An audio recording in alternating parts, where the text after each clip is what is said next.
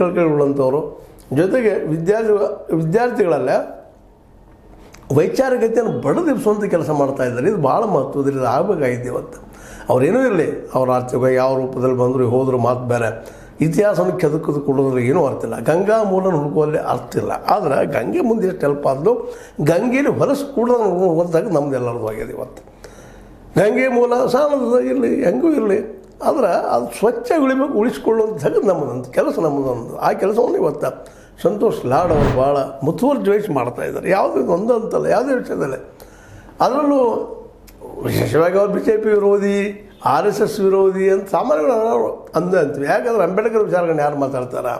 ಅದರಲ್ಲೂ schedule caste, schedule tribes, OBC ಇವರ ಬದುಕಿನ ಬಗ್ಗೆ, ಇವರ ಏಳಿಗೆ ಬಗ್ಗೆ, ಇವರ ಎಜುಕೇಷನ್ ಬಗ್ಗೆ, ಬಡವರಿಗೆಲ್ಲ ಶಿಕ್ಷಣ ಸಿಗಲಿ ಅನ್ನೋರ ಬಗ್ಗೆ ಮಾತಾಡುವಂಥವ್ರು ಇವತ್ತು ಮಾತಾಡ್ಲಿಕ್ಕೆ ಶುರು ಮಾಡಿದ ಕೂಡಲೇ ಒಬ್ಬ ಏನು ನಾಡದ್ರೋಹಿ, ರಾಜದ್ರೋಹಿ, ದೇಶದ್ರೋಹಿ ಅನ್ನೋಂಥ ಮಾತುಗಳು ನಾವು ಕೇಳ್ತಾ ಇದ್ದೀವಿ.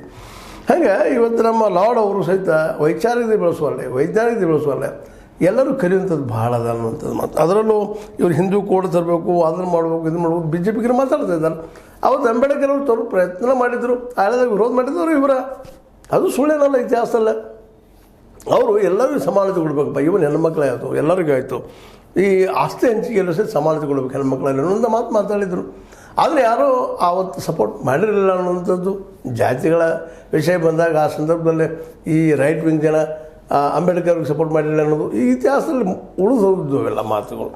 ಒಂದು ವೇಳೆ ಆವತ್ತಿನ ಈ ಒಂದು ವಿಚಾರಧಾರೆ ಜನ, ರೈಟ್ ವಿಂಗ್ ಜನ, ಅಥವಾ ಇವತ್ತು BJP ಜನ, ಅಥವಾ ಜನಸಂಘದ ಜನ, ಅಥವಾ RSS ಜನ, ಅಥವಾ ಸಂಘ ಪರಿವಾರ ಜನ ಆವತ್ತಿನ ಇವರು ಅಂಬೇಡ್ಕರ್ನವರ ವಿಚಾರಗಳನ್ನು ಒಪ್ಪಿಕೊಂಡಿದ್ರೆ ಹೌದು ಸರಿ ಅದ, ಇದ್ರಲ್ಲಿ ತಪ್ಪಿಲ್ಲದ್ರೊಳಗೆ ಅಂತೇಳಿ ಅಂದಿದ್ರೆ ನಿಜವಾಗಿಯೂ ಹಿಂದೂಗಳು ಯಾವ ರೀತಿ ಚಿಂತನೆ ಮಾಡಿದ್ರೆ ಅವರು ನಮ್ಮ ಹಿಂದೂಗಳ ಭಾಗ, ನಾವು ಸಮಾನತೆ ಕೊಡಬೇಕು ಅನ್ನೋದು ವಿಚಾರ ಅವತ್ತ ಮಾತಾಡಿದರೆ ಇವತ್ತು ಈ ವಿಚಾರ ಬರ್ತಿರಲಿಲ್ಲ. ಇವತ್ತು ಅದ್ರ ವಿರೋಧ ಮಾಡೋಂಥ ಮಾತು ಬರ್ತಿರಲಿಲ್ಲ. ಮತ್ತು ಅಲ್ಲಾಗಿದ್ದು ದೊಡ್ಡ ವಿಷಯ ಅಂದರೆ ಅಂಬೇಡ್ಕರ್ ಅವರು ನಾನು ಹಿಂದೂ ಆಗಿ ಸಾಯೋದಿಲ್ಲ ಅನ್ನೋಂಥ ಮಾತನ್ನು ಮಾತಾಡಿದರು. ಅವರು ನಾನು ಇನ್ನೊಂದು ಧರ್ಮ ಸ್ವೀಕಾರ